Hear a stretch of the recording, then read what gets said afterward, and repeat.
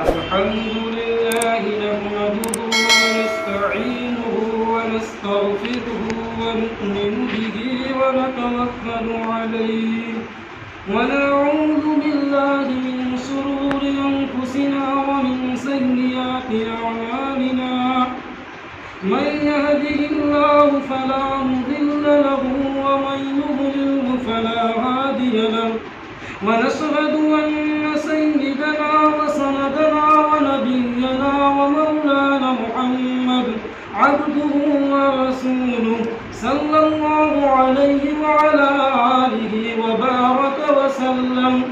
أما بعد فقد قال الله تبارك وتعالى في كتابه الحكيم فأعوذ بالله من الشيطان الرجيم بسم الله الرحمن الرحيم ألف لام ميم ذلك الكتاب لا ريب فيه اهدنا الصراط المستقيم صراط الذين أنعمت عليهم غير المغضوب عليهم ولا الضالين. وقال النبي صلى الله عليه وسلم الصلاة عماد الدين أو كما قال عليه الصلاة والسلام. میرے محترم اور عزیز ساتھیوں اور دینی بھائیوں، آج جس حالات سے امت مسلمہ دوچار ہے وہ کسی سے ڈھکی چھپی بات نہیں ہے، اور ایسے حالات کیوں امت کے اوپر آئے؟ آخر امت نے وہ کون سا ایسا کام کر دیا جس کی وجہ سے یہ پوری دنیا کے اندر مسلمان پستی کی طرف چلے گئے، زوال کی طرف چلے گئے، ذلیل و خوار ہو گئے، ان کی عزتوں کے ساتھ کھیل کیا جاتا ہے، ان کے مکانوں کے ساتھ، ہماری ماں اور بہنوں کے ساتھ مسجدوں کو ڈھا دیا جاتا ہے، مدرسے پر بم مار دیا جاتا ہے. آخر یہ کمی کوتاہی ہے کیا ہمارے اندر؟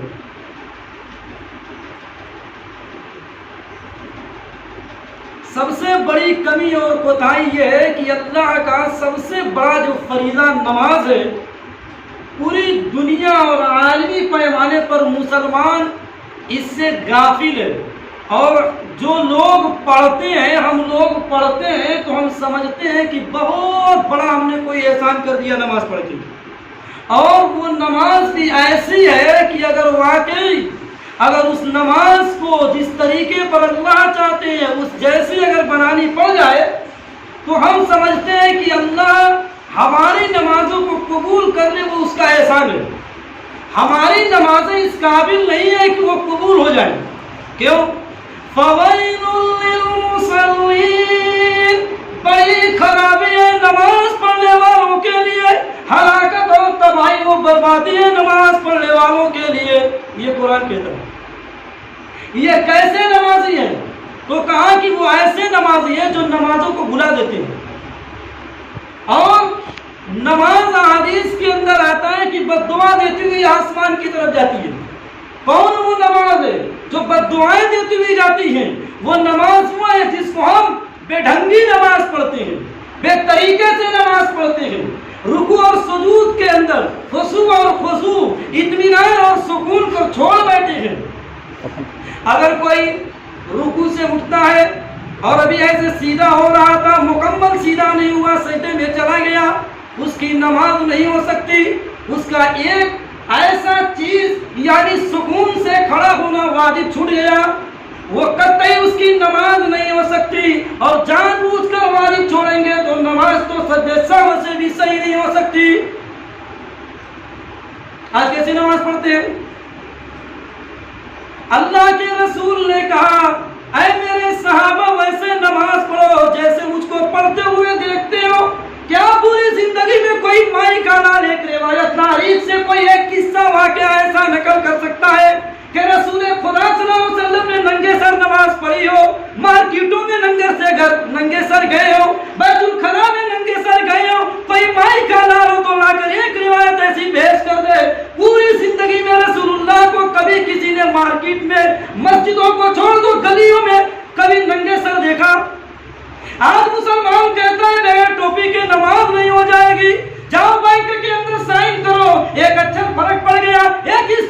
कंप्यूटर से गुजर हो गई, कंप्यूटर उठाकर फेंक देगा, 1 पैसे बाहर नहीं आएंगे, तो अल्लाह ताला ऐसी नमाज को क्यों कबूल करेंगे जो उसके रसूल के खिलाफ जाएगी? जिब्रील अमीन जिस चेहरे को देखने के लिए 24,000 मरतबा आसमान से जमीन पर तशरीफ लाए, आज मुसलमान को उस नबी का चेहरा भी पसंद नहीं। जब वो नबी के चेहरे से इस मुसलमान का चेहरा ही टच नहीं करेगा तो ये कैसे काम चलने वाली है? मोबाइल का टच खराब हो जाए तो कोई कुछ भी करे, काम नहीं करता। जब रसूलुल्लाह के चेहरे के खिलाफ चेहरा लेकर हम नमाज पढ़ेंगे, बताओ मेरे दोस्तों, ये नमाज दुआ देती हुई जाएगी या बददुआ देती हुई जाएगी?